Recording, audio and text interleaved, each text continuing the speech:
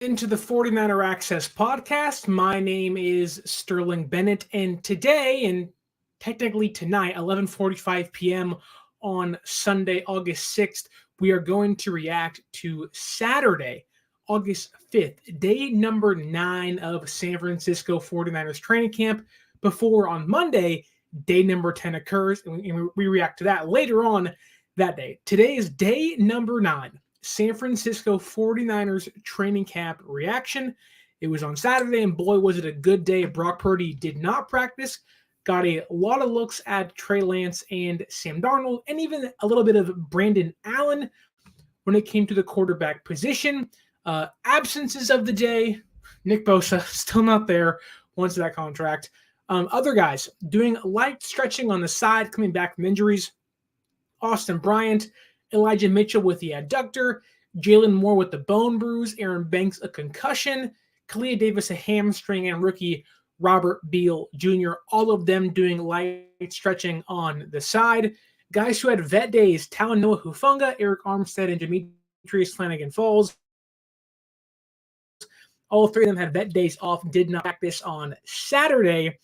And before we dive into actually what happened on the practice field, 1v1s, team drills, situational drills, I want to remind you, use that promo code 49ers Access at SeatGeek.com and save yourself $20 off your first purchase. Also, follow us on social media, back at camp tomorrow. And if you're listening to it on audio version, back at camp today, August 7th at 10:25 in the morning. Follow us on social media, get the updates as they happen at training camp. Without further ado, it's late, I'm sorry. Let's dive into what happened on Saturday at training camp. Some small things. I think Ronnie Bell looked really good. Rookie receiver Ronnie Bell from Michigan looked really good during 1v1s. Had a handful of catches. You can tell his route running is very crisp. You can tell that he's gained so much momentum and confidence as camp has progressed. And for a player like him who's fighting for that roster spot, it's really good to see. He wasn't going against Mooney Ward or this team's top cornerbacks, but it's good to see a young player like Ronnie Bell finding his footing in his first NFL training camp. Other guys, one thing I noticed early on was in 1v1s, this team was going to throw the deep ball.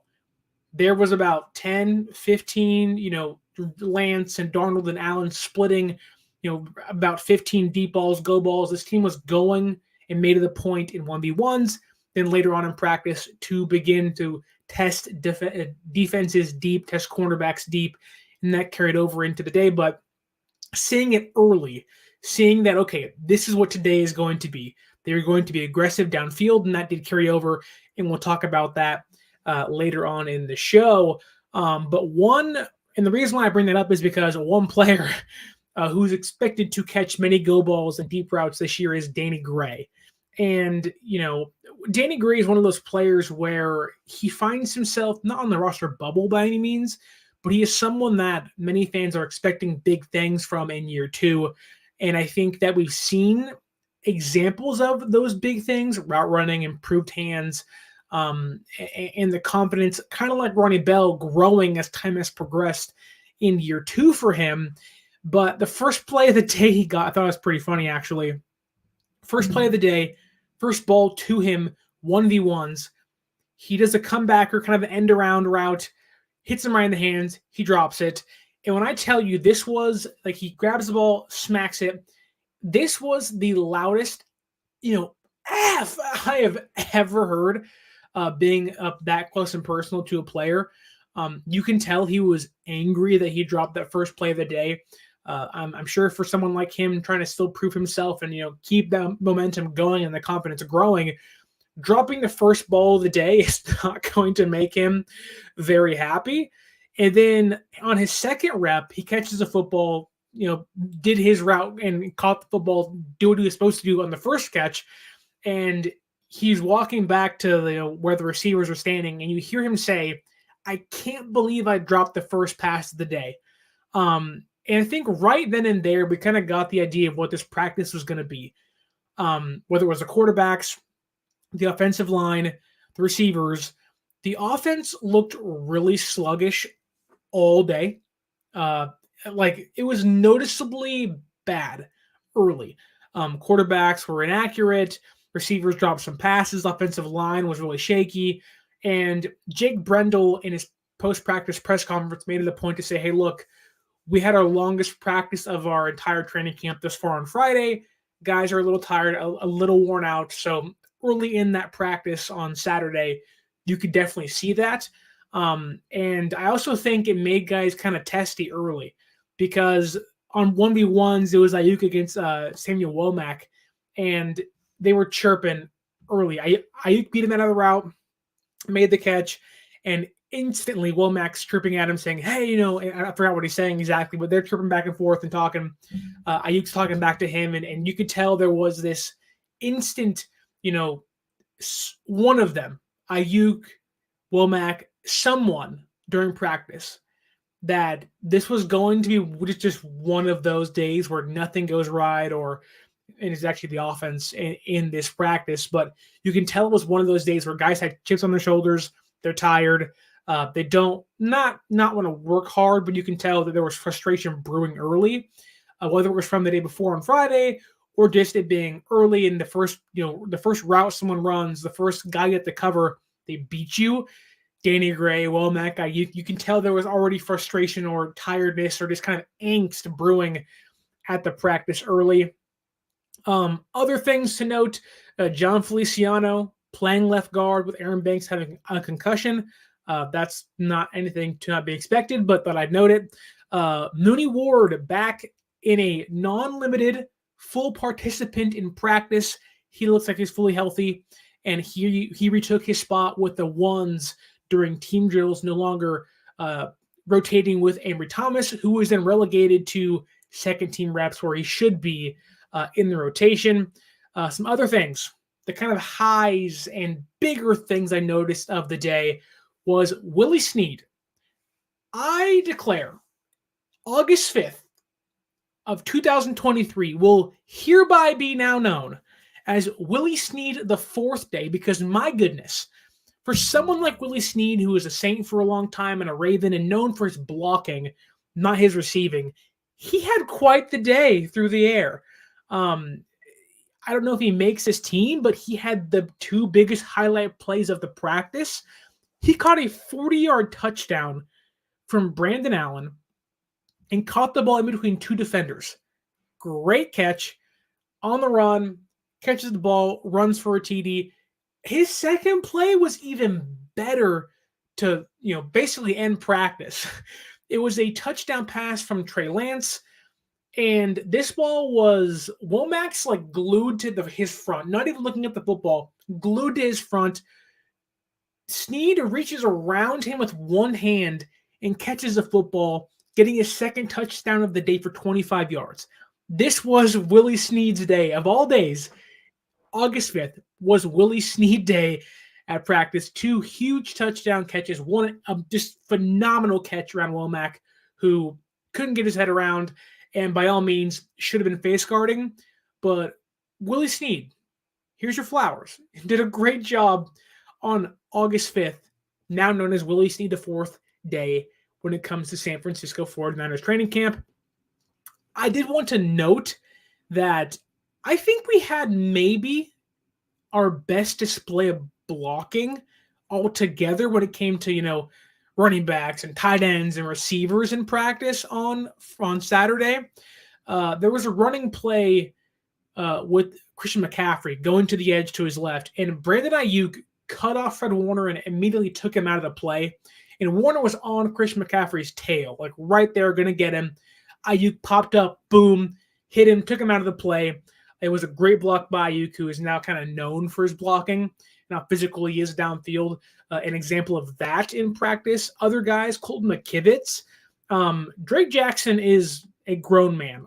And to see Colton McKivitz, two guys, right? McKivitz and Jackson trying to prove themselves and try to earn, or at least, show they're worthy of that starting role. McKivitz held his own against Drake Jackson, who was coming at him full force, giving Sam Darnold enough time to go through his progressions and find his check down. Again, it's a check down, but to see Colton McKivitz win his 1v1 against Jackson and give Darnold the time to make the throw to Christian McCaffrey, that's really impressive to me. That, hey, look, it's one play. It's one block. McKivitz has been overwhelmingly good during training camp, but I just wanted to highlight him here and say he's doing his job very well, because I haven't talked about him much, and I do want to give him the credit where it's deserved. Other guys like Ty Davis-Price, who's been on this show, talked about plenty of times how he's been great running and how he's improved his pass catching. One thing for him is, how do you block in the passing game? If you're not blocking anybody, if you're missing blocks on, blitzing safeties and linebackers blitzing, or even offensive linemen, it's going to be hard for you to play on passing downs in this offense. And Ty Davis-Price on Saturday, Ji'Ayir Brown was blitzing off the edge. TDP picked him up, again, allowing Darnold to find Danny Grant, a comebacker, for about 15 yards downfield. Those are the small things you look at and say, yep, he's growing as a player. He's learning. He's improving in many facets: pass blocking, pass catching, and his field vision. TDP is looking more and more like a complete player that's really young and has a lot of room to grow still, but really improving in many areas he's going to have to improve on if he wants to play on this team this year. Two other guys, Cameron Latu, Braden Willis, the two rookie tight ends this year, on separate plays. They secured the edge, allowing Jordan Mason to find a lane to run for a nice chunk of yardage. And I think those two guys have been kind of quiet. At least Latu has been a lot more quiet during training camp. I talked about him a couple days ago, how the effort doesn't seem to be there. And I don't want to judge him for that, but it didn't seem to be there. On this play, it was there.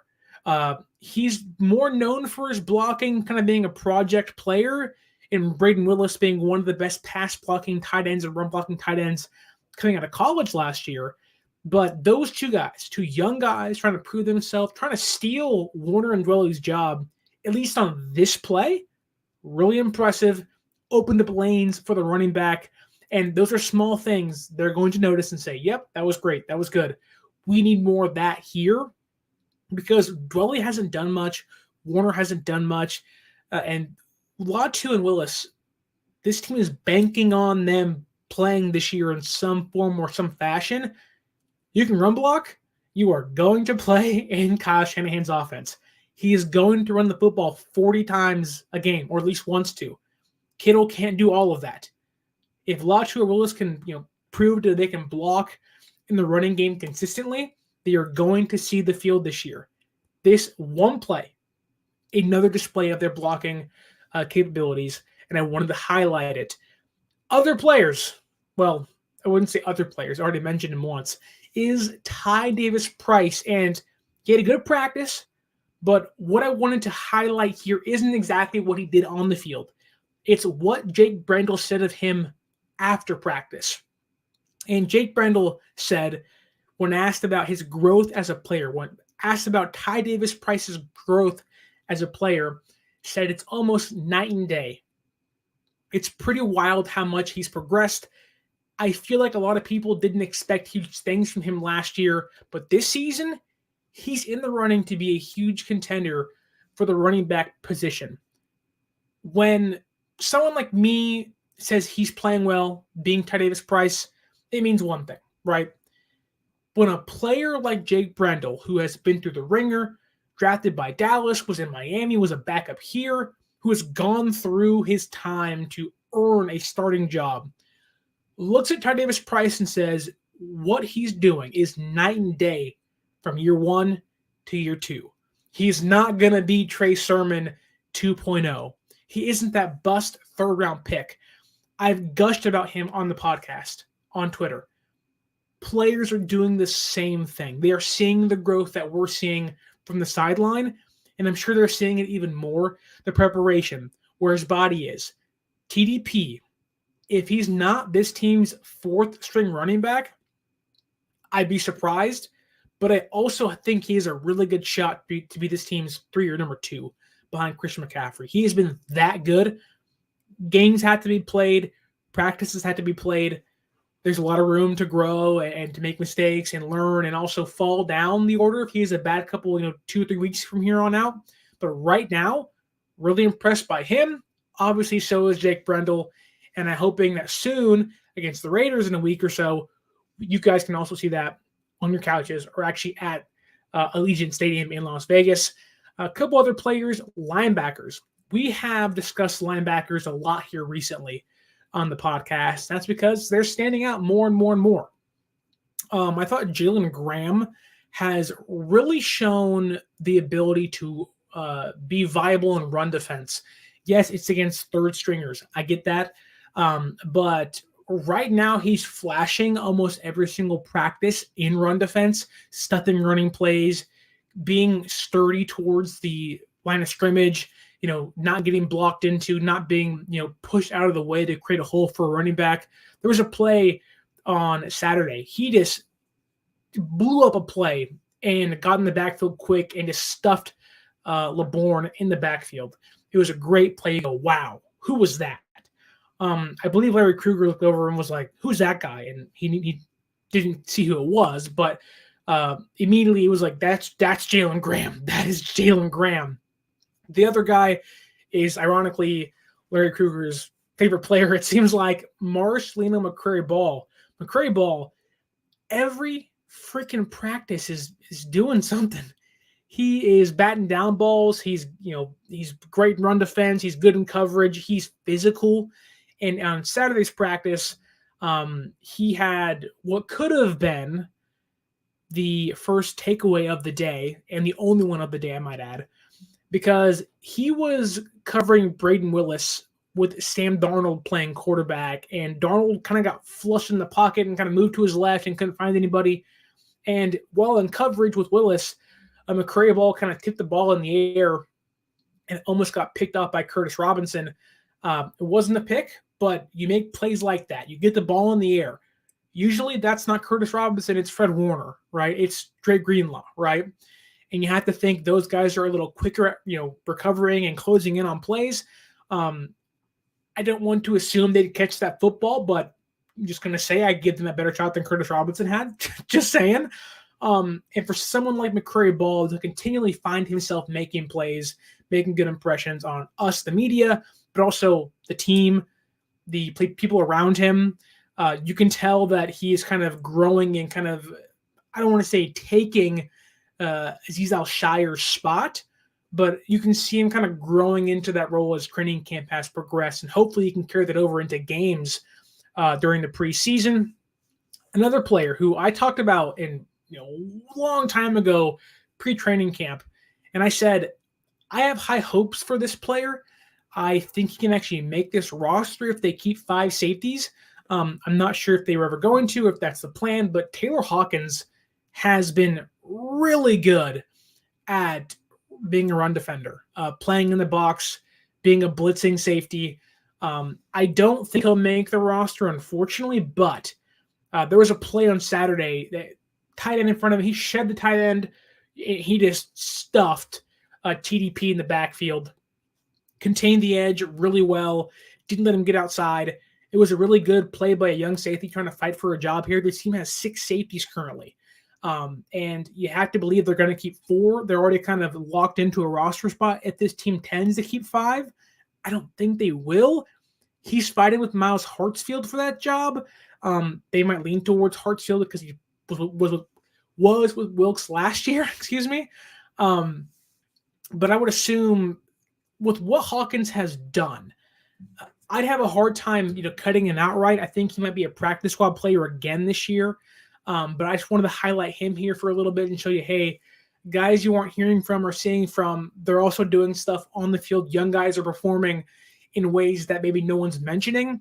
And I wanted to give him some light here on the show. Another guy who has been talked about endlessly the past few days, Tashan Jamison.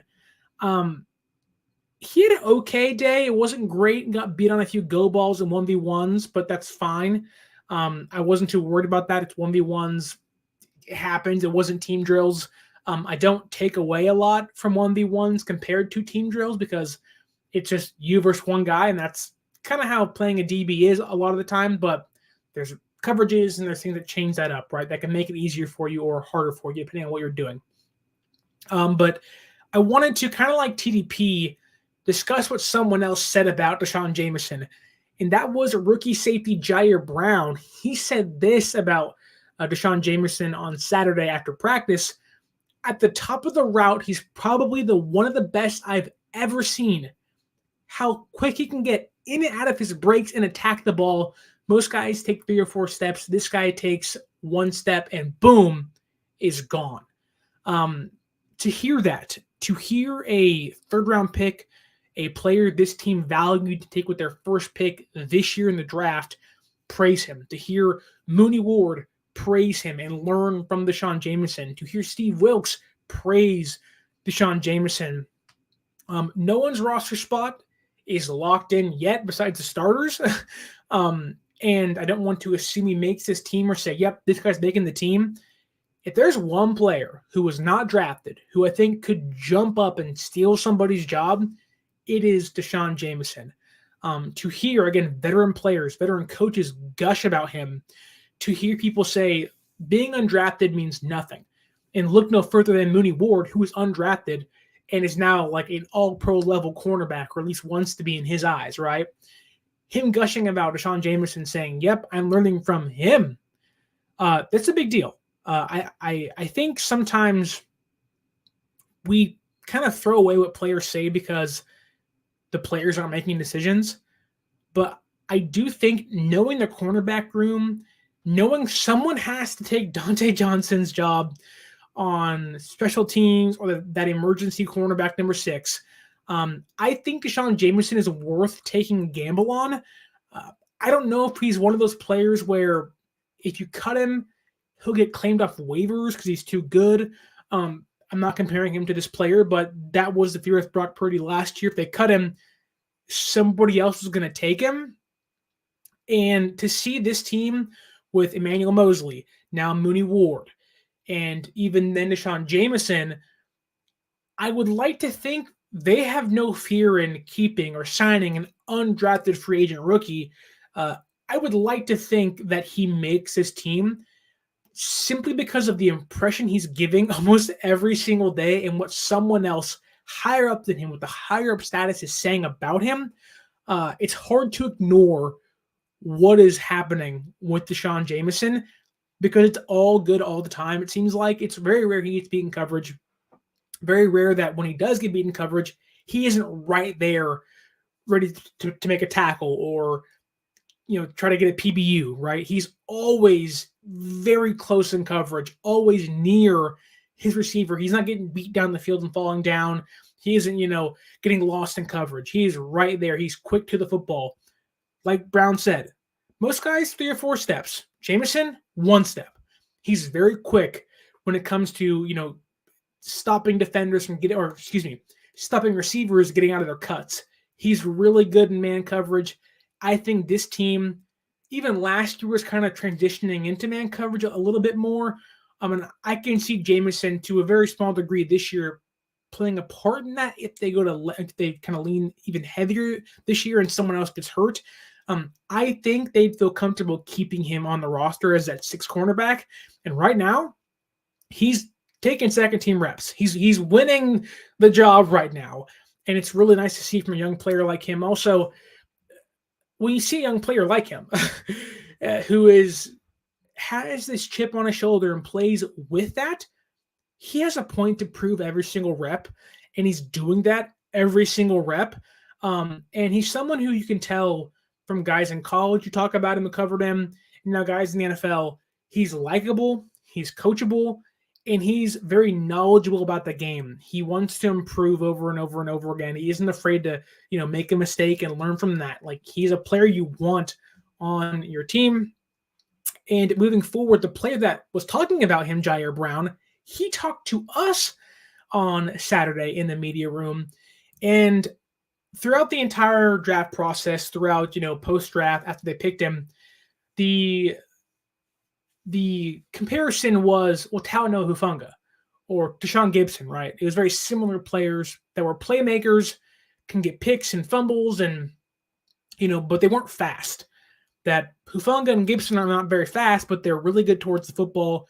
They're, this quasi ball hawk. They want to thumb somebody coming down in the box, and they're playmaking safeties. And Ji'Ayir Brown discussed, having a bad 40 time, right?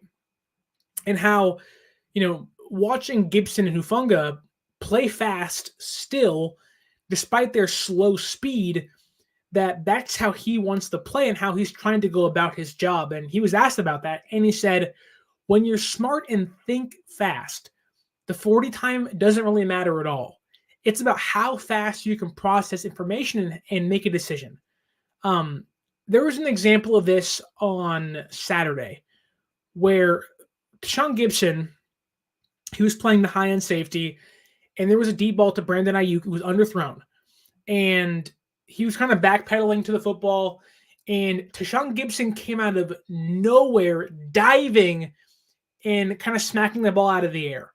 And I think that's an example of, for Ji'Ayir Brown, where to apply your effort. Yes, you want to get faster. Yes, you want to get stronger and quicker.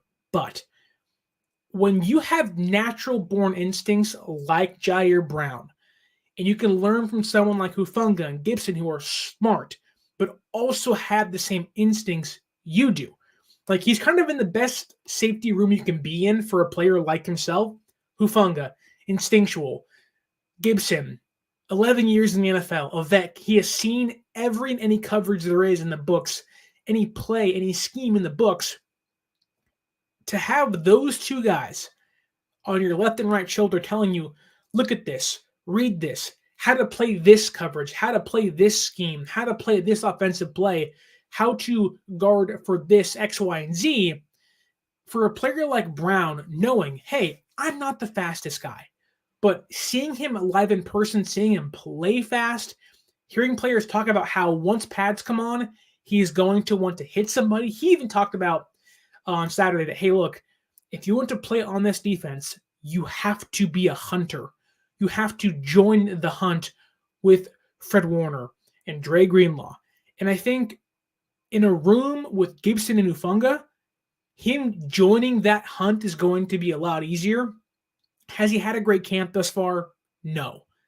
But there have been small plays where you can see the instincts kicking on run defense, on a pass play. He's right there. If it was live action, boom, the Thunder's laid down, the guy's knocked out, ball comes out, who knows, right? But for Ji'Ayir Brown, this is the best room for him. That, look, you may not possess a strong 40 time to keep up with Tyreek Hill or Stephon Diggs or Lockett or Metcalf. You can't keep up with them speed-wise. But if you know how to jump the route, where to know where the play's happening before it actually plays itself out, that's where Gipson comes in. And for Hufanga, who can tell you, take this angle, to tell you to, hey, act on your instincts. I think for Brown, he is going to make a faster impact than many think he will. I don't think he'll start all year unless someone gets hurt, obviously. But I do think that seeing him play second team, free safety, strong safety, seeing very small glimpses of the playmaking, fast playing instincts he has, if he can learn that playbook and really kind of master and sit with Tashan Gipson day in, day out and learn, hey, you already have the instincts, learn how to play in the NFL, you are going to go far, play extremely long, and you and Hufanga can be this playmaking, high caliber, speeding bullet type of defender, right? Where if a receiver catches that ball on the flat, boom, on the ground, ball's out, fumble. My mind goes to that Saints game last year. Goal line stance, need the ball back. Hufanga, boom on Kamara, ball's out, popped out, game's over. Stuff like that. where Hufanga's instincts are almost second to none, kind of Palomalu-like, right? I'm not saying that's Ji'Ayir Brown. What I'm saying is that you can combine and learn from those two guys who are really good at the knowledge and the instinctual things. Combine that. Ji'Ayir Brown, if he can master those things and just be a learner, be a sponge, he is going to make an impact earlier than people think. We're going to get into quarterbacks now. And before I do, I want to mention a caveat, because on Saturday, there was a noticeable rust, a noticeable kind of stuck in the mud type of play early in practice from the quarterbacks. Kind of already talked about that between Ayuk and Womack and Danny Gray kind of chirping and talking and dropping a football early, right? It was more noticeable in the offensive line and the quarterbacks. And I think, to be fair to the quarterbacks, I think you have to discuss how bad the offensive line was, especially the second team. Brandon Allen wasn't really affected by this because he was a third string guy all day, but Sam Darnold, Trey Lance, both those players were affected by a bad offensive line play. And to address it, I think, I don't like using the would-be sack tally to knock a player down during practice. But again, the second team offensive line noticeably struggled on Saturday. And it did feel like Lance and Darnold were in constant pressure and in duress early in the drills on Saturday. And I don't know if it's the case, but it seemed to, early again in practice, contribute to their inconsistent start. And I do want to be fair to both of them because they were not great on Saturday, especially early during team drills. And they were all kind of bad, to be honest with you. But I thought Matt Pryor, who was on Saturday the second team right tackle, who with Trent Williams and McKivitz starting, he's battling for that swing tackle job, who apparently, according to Chris Forrester, is going to be playing left tackle at times, whether in practice or preseason. He was a liability. And it made me really nervous to say, wow, that guy can be our swing tackle this year. I said, oh, God, please no. Because it felt like for the first 5-6 snaps, there was always a defender in the backfield, in the pocket, about to hit the quarterback, would have hit the quarterback. And I hate using would-be sacks, but it felt like every single play there would have been a sack, or at least a quarterback hit somewhere. And I'm not trying to come down Matt Pryor's road, by all means. It's one day of a 9-day stretch thus far. He's been fine the other days. This was not a good day, and it may have hampered the quarterback play, and I want to be fair to those two guys, because the quarterback is already heavily scrutinized here, and you are going to hear me be critical today about the quarterbacks, at least for the most part, because the offensive line play did not do its job early in practice on Saturday. And I want to be fair to those guys. Okay. Sam Darnold, starting with him, he was the first quarterback up working with the first team. And I talked earlier about how there was a clear point by the coaching staff to want the quarterbacks to test the defense with deep balls, with go balls. I counted 10, 15 throws between Lance, Allen, and Darnold. Just straight go out there and get it, right? And I do think Sam Darnold on this team throws the best deep ball on the entire team. Now, with that thought in the ether and out there being said, he was overthrowing plenty of guys early. Now, to his credit, every single ball he overthrew early in practice was towards the boundary where no defender could catch it. And so it's an overthrow, it's a miss, but the miss isn't a bad miss, wasn't a floating duck in the air. Trey Lance threw one of those in 1v1s, and I looked at John Dickinson and I said, hey, that wasn't good. That was really bad. He's Peyton Manning in his last year throwing ducks in defense, or to the defense now. 1v1s, no pick, move on, right? But I do think, despite Sam Darnold, in my opinion, having the best deep ball on the team, that is the best arm talent altogether on this team. I do think he struggled today, or on Saturday, excuse me. He was 9 for 13, and the inaccuracies in early drills and 1v1s definitely carried over into team drills. There was a ball thrown behind Debo, and the reason why I brought up the offensive line play is because on this play specifically, there could have been like 7 sacks. I mean, it was like run to your left, run to your right, run to your left, run to your right, stop, run back to your right. It was awful. And it felt like Darnold was like, I have to get rid of the football, and threw it behind Debo Samuel. The next play, he was also pressured.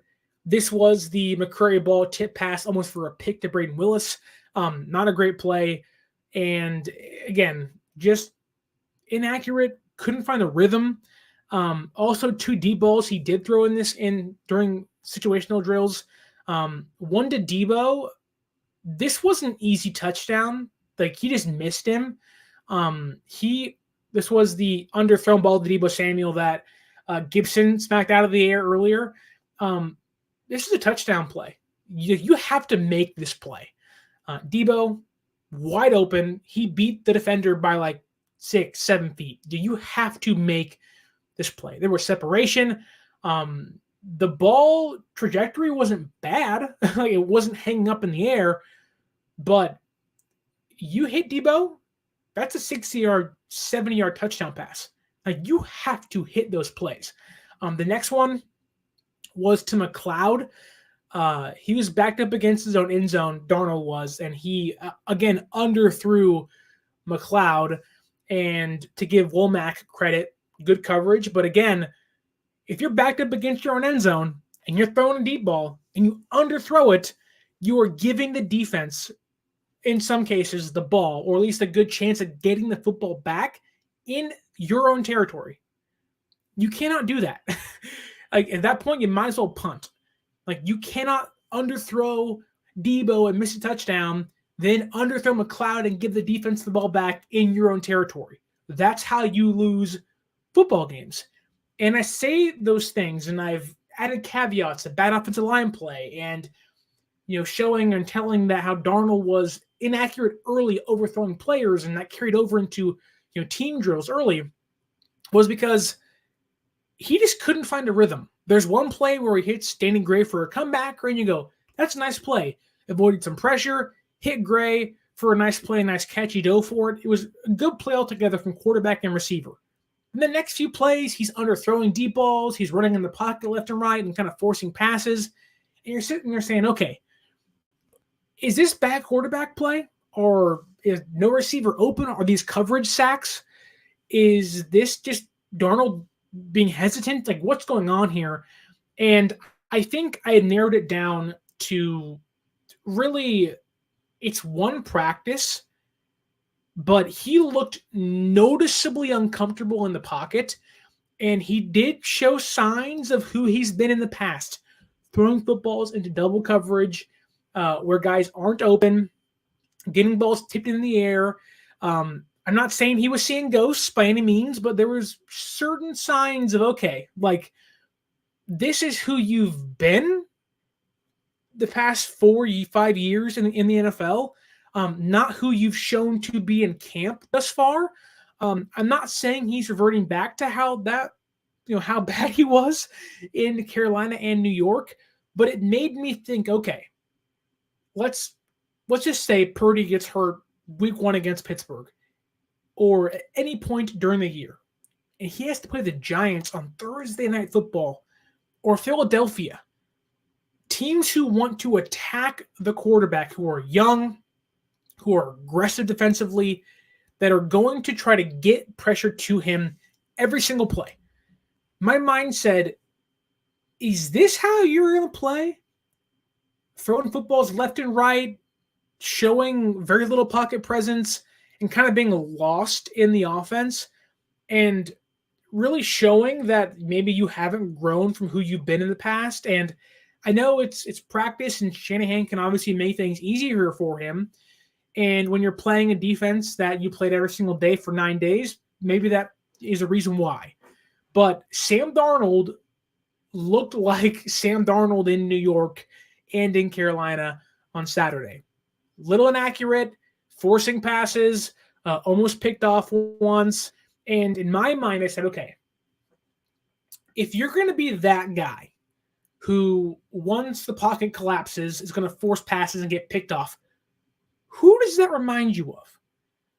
For all the games Jimmy Garoppolo won, the ones that he lost were because he was throwing the football around, making mistakes in the double, triple coverage. And you said, Jimmy, like, come on, dude. Like, anybody knows you can't make that pass. There are 3 defenders right there. That's kind of what Sam Darnold was doing on Saturday. Now, it wasn't egregious of like, oh my goodness, it's, Debo, then Mooney and Hufanga and Gipson right there. It wasn't like that. But there were certain plays you go, that guy isn't open and you are forcing passes. Something bad is going to happen, and it almost did on one play. And he just looked jittery. He looked uncomfortable. And I get that. In practice, things aren't always as they seem from the sideline. The pocket collapses, you want to make your reads still, you want to hit your throws still, you want to work on your stuff still and not play, throwaway. I get that, right? But from what we're seeing, it's one day. He has not shown this the other 8 days, but this day I was like, that's scary. Don't do that ever, because that's turnovers, interceptions, fumbles, and losing football games. Now, to his credit, he did turn things back around a little bit later. He hit CMC with pressure in his face, kind of moved to his left, hit CMC for a nice gain in between linebackers. And I thought his timing was better as the day progressed. He also had a quick, little slant route to Conley, backed up against his own end zone to give the team some cushion. It was a nice throw, crisp, easy, boom. You're at your own 5.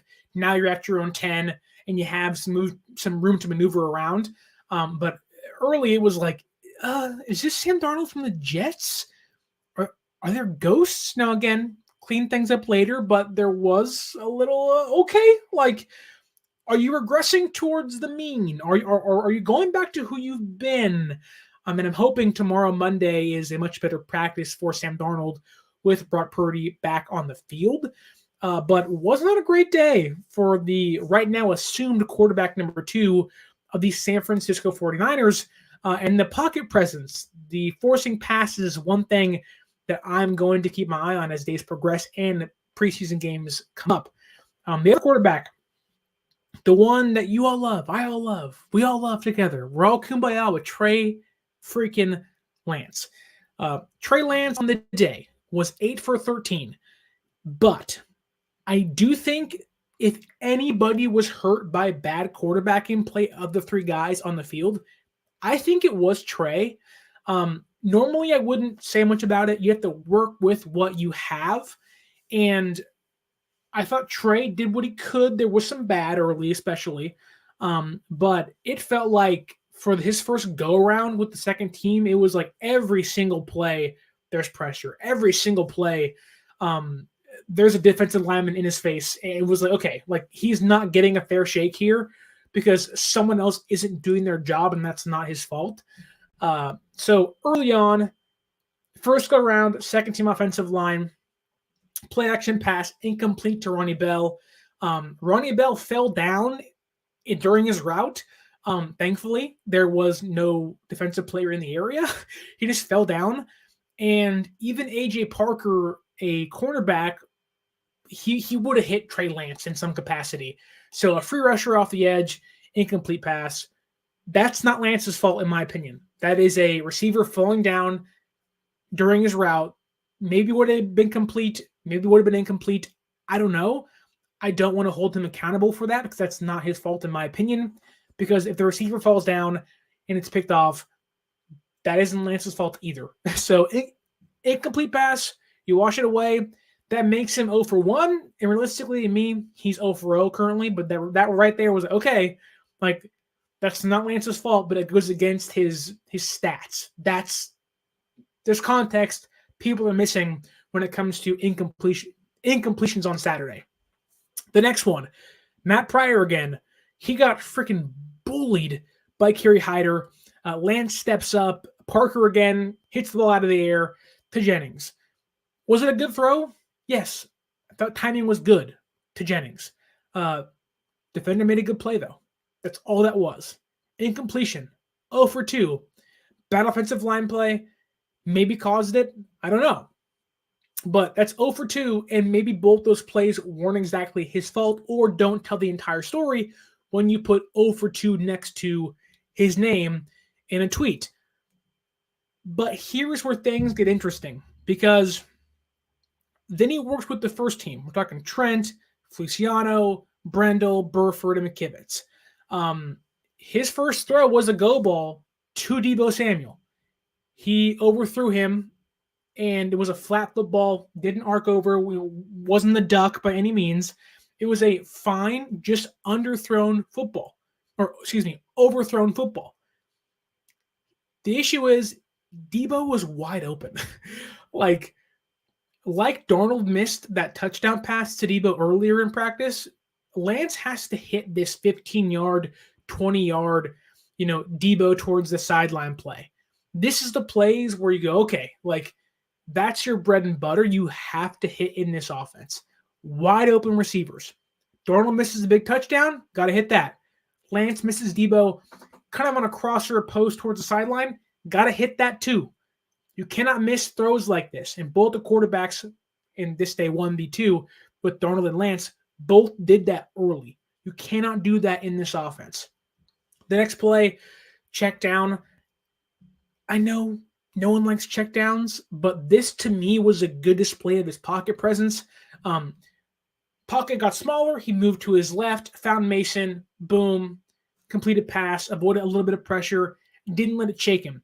If there's one thing I want to commend Trey Lance for this offseason, this training camp, the pocket presence has really improved. He's standing tall over and over and over again. He's unafraid to take hits, albeit you can't really hit quarterbacks in training camp, but you can tell that he is so much more comfortable in his throws and how he plays football. Yes, there are still some things you point to and say, okay, can't do that, can't do this, but his pocket presence has really improved. And even a small check down like this is an example of the pocket presence kind of growing as he's coming into year 3 in the NFL. Again, when I say good stuff for Trey Lance here, pocket presence improves. The next play, you're like, God, Trey, like, I'm hyping you up. I'm talking you up, and you do the next play, which was Drake Jackson destroys the offensive line again. He's in the backfield. May have been a sack. I have no idea. But Trey noticeably held this football for way too long. And again, with Darnold, I don't know if that's a simple, I want to go with my progressions. I want to focus on what I'm being told to focus on and forget about the surrounding offensive line playing defenders around me. That's fine. I don't want to overly criticize that. But it took him like 8-9 seconds to throw this football. You are going to get hit if you are not scrambling. In this case, he wasn't scrambling, so he would have got hit. You cannot take 10 seconds to throw a pass in the NFL. Unless you're Mahomes and running left and right and juking guys, that's so rare. Like, Trey Lance is not Patrick Mahomes, at least yet, and may never be there. Probably will never be there, right? So you have to be a little faster through your progressions, or at least run the football. But not knowing what they're trying to practice, okay, whatever, right? To his credit, though, he did find Christian McCaffrey for a nice gain, ball in between the defenders, about 5-10 yards. Does the play count? I have no idea. Was it a sack? I have no idea. But where there was bad, there was good with Trey Lance early in practice on Saturday. I thought his next play was his best early, which unfortunately was followed by maybe his worst pass of the day, but the good pass. Kittle on a slant, He fired it in there. Boom, right to his chest. Unfortunately, Mooney Ward's playing cornerback and defended the football well. Good coverage, good throw. That's still an incompletion against Trey Lance, but doesn't tell the entire story. But his next play, this is the one play, if I was going to kind of nitpick and really focus on about what was negative about his day, it's this next play. Because screen pass to Ayuk, looking to his left, safety blitz, okay? So pressure immediately coming, ball snapped, Ayuk's to Lance's left, throws it behind him a little bit, causes Ayuk to kind of get off his route, and then Chris Conley doesn't secure the block. Lenore's in the backfield, makes the tackle, right? This was a play I circled and said, Shanahan is going to hate that. I am not saying every quarterback has to play the same. They, by all means, do not. Lance, Purdy, Darnold, Allen, they all play their particular brand of football. That's okay. But in this offense that is predicated on being precise with your timing and the small little area of error on a screen pass on these small slant routes that Garoppolo, for all of the bad he did, was really good at, of getting the ball to Debo and Ayuk and Kittle on these small, quick, perfectly timed screens and end arounds. That is so important in this offense. And Lance still kind of struggles there. The pass was complete, mind you. Got the job done getting it to Ayuk. The issue is you make Ayuk move out of the route, which changes the angle of how a defender attacks the play, right? That leads to a tackle in the backfield, loss of yardage, maybe in a certain situation, loss of a game. Like, you have to make these small plays in Shanahan's offense to succeed and thrive. And out of all the plays that he did good today, and we'll get to those in a second, this was the one play I said, oh, God, Trey, like, you have to make this play. If all the throws you missed, make this one. Like, please make this one, hit it to his chest, give Ayuk the best chance to get some yak and make a big play. Conley has to make a better block by far. It's not all Trey's fault. But if this throw is accurate to Ayuk's chest, maybe there's a better opportunity for him to break something down the road for 5, 10, 20 yards. Who knows? But you have to put your offensive weapons in a better position on screens and small little quick outs for, Debo and Kittle and Ayuk. This play wasn't great, but Trey Lance really turned things around towards the end of the day. He was 3 for 7 early, right? But to end his day, he was really good. I think Trey Lance was the best quarterback on the field when all was said and done on Saturday. I truly believe that leaving the field and going through my notes and seeing what everyone else was saying, the numbers are out there, right? He was the best quarterback. I'm going to overanalyze this somewhat because he did struggle at times. Timing was a little off early. And I think Shanahan's saying, I hate that you missed that screen pass. But when they were in situational drills, backed up against his own goal line, he picked things up where it was okay. Crosser to Debo, slant to Debo, a little comebacker to Ayuk, slant to Ayuk.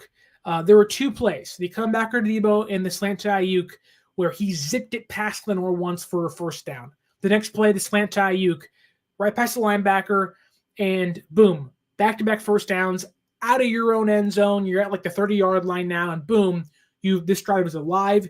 You're moving the football, and you are looking in a good position to actually go down and put some points on the board. That's really great stuff from Trey Lance. But I'm talking perfectly placed footballs. On time, decisive with his throws, right to Lance, right to Ayuk, right to Debo, right where the ball needs to be in a situation you have to get some points in or have to get a first down in. Lance was on the money. In move the ball drills, he was 3 for 3, 2 for 2, but 2 other plays was a reverse and a scramble. And the first play, quick out to McLeod. Precise. Boom. Nice pass. The next play, reverse to Danny Gray. Who's out leading the blocks? Who's out ready to go out there and make a block? It's Trey Lance. That's leadership. That's being involved in a play. Brock Purdy's probably doing the same thing. That's fine. But when to see a 6'3", 6'4" quarterback wanting to block, a young player ready to block, I truly believe that for Trey Lance, the growth in the pocket, the leadership he's showing, like these are all really good signs. And to see him out there at the front of the line, I'm going to make a block if a defender comes near my receiver, that's good stuff there. To see that, I'm willing to take a shot and a hit to make sure my guy has a great play. That's what makes and endeared this team to Jimmy Garoppolo. And Trey Lance is starting to show that stuff too. And I'm not comparing him to Jimmy, but if you can do stuff like that, win this team over, make them buy into you, it's stuff like that, being the front of the line, ready to block on a reverse play. Then his last play of the day was a deep ball to Willie Snead for a touchdown. Now, this ball wasn't perfect. This ball was a little underthrown, but I would like to assume that this ball was thrown to draw a penalty. Can't confirm that. That's my assumption. Nevertheless, defender doesn't get his head around. Snead makes a one-handed catch. It's a touchdown. I want to give Lance credit for taking a risk. Same for all the quarterbacks during practice on Saturday. During 1v1s, they shown they wanted to push the football. They did that. Brock Purdy and Allen have done that more consistently than other guys have, but to give Lance and Darnold credit, whether they made it or they missed it, they were forcing that football down the field, taking shots, and for Lance in this case, he hit one. A big 25-yard touchdown pass would have scored, obviously late in the game during move the ball drills, right? But to see him go 3 for 7 early, then end 5 for 5 with 3 really good plays, including the touchdown pass and 2, on the money, perfectly placed first downs, backed up against your own end zone.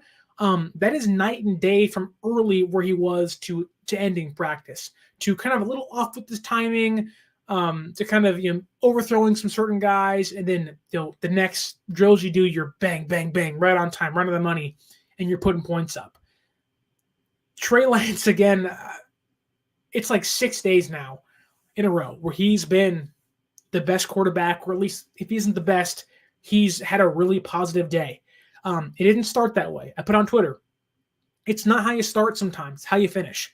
We watched Patrick Mahomes in a playoff game get down 21-0, and they won that football game. To see him battle early of, things aren't going my way, to see the offensive line just not play great early, then to see him battle back through practice and find his footing and make good plays, to see the pocket collapse and find receivers, to see, to just find a way to make a play when things aren't going right, or to, once plays have gone wrong and you've missed guys who are open and you've overthrown players, underthrown them, and maybe, to a certain point, make a bad decision, to see him battle back throughout practice and end nearly perfect towards the end, that's the growth you want to see from a young quarterback that has basically been told, if you're not starting, you might be out the door.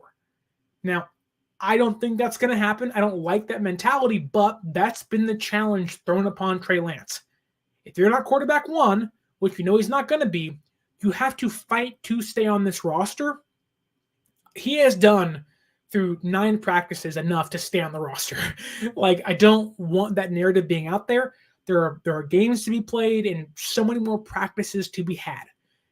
This time, next week, the entire conversation could be different, right?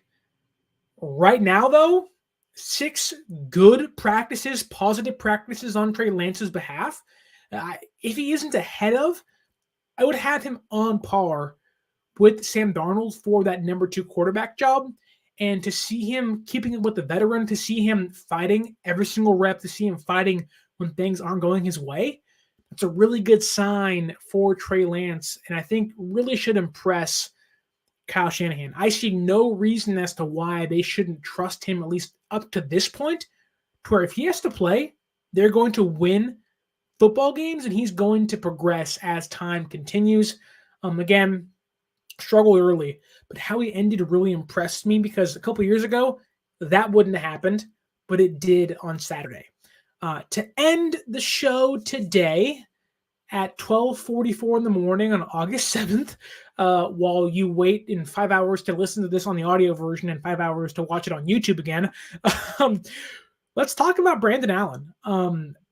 I think Brandon Allen has made a case for this team's quarterback number 3 job. Now, I think he has been the worst quarterback of the 4 on the field, but on Saturday, I think he was the second best quarterback on the field.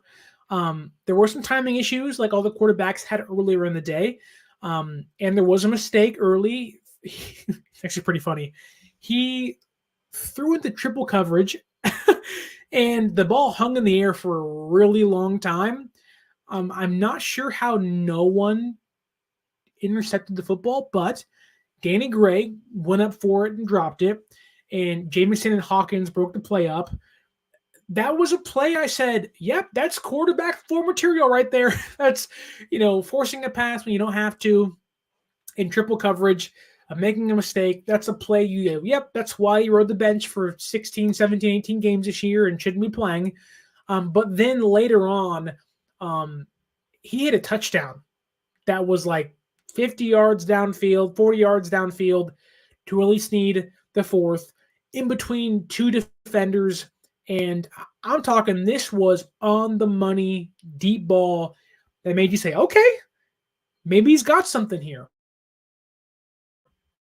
And there were still some timing issues later in practice, but I do think overall, I left the day feeling confident or more confident in Brandon Allen than I ever have. To go, there is something here. I understand why you are here now. I understand why, to some, they think he is already this team's quarterback number 3, and Lance and Darnold are fighting for this roster spot for quarterback 2. I can see where people are making that assessment and kind of, putting it out there. I don't agree with that, but I do understand there is a little bit of something to Brandon Allen where he might be better on timing than Trey Lance in certain areas, right? Little screen passes, right? Little check down stuff, right? But I still think he's this team's worst quarterback. I think Lance has been so good, it's hard to ignore. Now, I'm not saying starting caliber good. I'm just saying from where he's been to where he is now, he is on par with that team's quarterback number 2 job and should win it. If it all was said and done right now, I put Lance in that position, and I think he will and should start their first preseason game against the Raiders. But Brandon Allen, he has an opportunity here to become the most hated person on this roster if he usurps Trey Lance, if he jumps him on the depth chart. If this team keeps Purdy, Darnold, and Allen, if Allen ever plays, this fan base is going to hate him. And I feel bad because it's not his fault. And he actually does have some potential. You can see signs of, okay, I get why last year Cincinnati was comfortable with you backing up Joe Burrow. I understand why Kyle Shanahan wanted to bring you in the building and has said, I want to keep 4 quarterbacks. I get it now. I see it. Overall, the quarterbacks on Saturday, were they great? No, very inconsistent. A lot of inaccuracies, a lot of bad throws, and just not great stuff where you point to and say, that's what they've shown the previous 8 days. Receivers fell down. The O-line was bad, and the pocket collapsed a ton. And I think of all the 3 quarterbacks who played, Trey Lance stood above all of them. And even for him, it wasn't a great day early, but I do think that when you see the issues that were on the field on Saturday, to see him fight his way back, and I'll be honest with you, there was a certain point in this practice where Trey Lance looked like the worst quarterback on the field because of the outcome of the play. But when he battles back, found his footing, was hitting Debo and Ayuk and a big touchdown play, you can see the growth, the maturity, where, again, I've said it plenty of times on this podcast, the more he plays throughout a practice, the better he gets.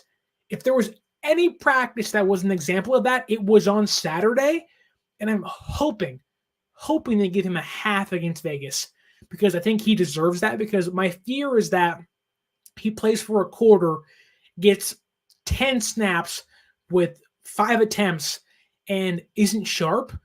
But if you give him the whole half, I think he'll put together a really good stretch of plays for you, and he'll put up some points in the preseason game to go, yep, that's why you're here.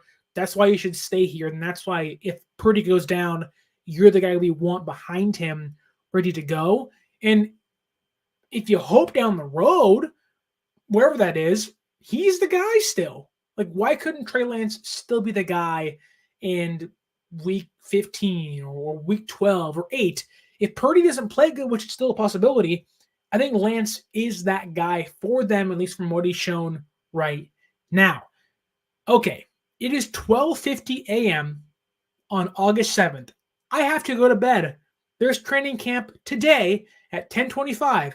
I'm on the radio tomorrow at 8 o'clock in the morning on 95.7 The Game, talking about this very topic we're discussing right now. I have to sleep. You're probably sleeping right now. So with all that being said, all the quarterback talk, thank you for watching and listening to the live stream on YouTube, on Spotify, on Apple Podcasts, wherever you're listening. Thank you so much. Don't forget to leave a like, share, leave a review on the podcast. Tell your friends about it. Say, hey, this guy's down there in training camp. He's saying some stuff that you might want to hear. Tell your friends about this. I'll tweet all day tomorrow. Trey Lance stuff, Purdy stuff, Darnold stuff, some defense stuff. We'll dive into training camp tomorrow night. And again, use that promo code SeatGeek.com, 49ers Access. Save yourself $20 off. Don't forget to follow us on social media at 49ers.access is the Instagram, 49ers_access is the Twitter. Use that Fanatics link up above on YouTube or down below to save yourself some money and support the show in the meantime while you buy your favorite players' Niner gear. Again, my name is Sterling Bennett. This has been the 49er Access podcast. And really until later today, stay faithful.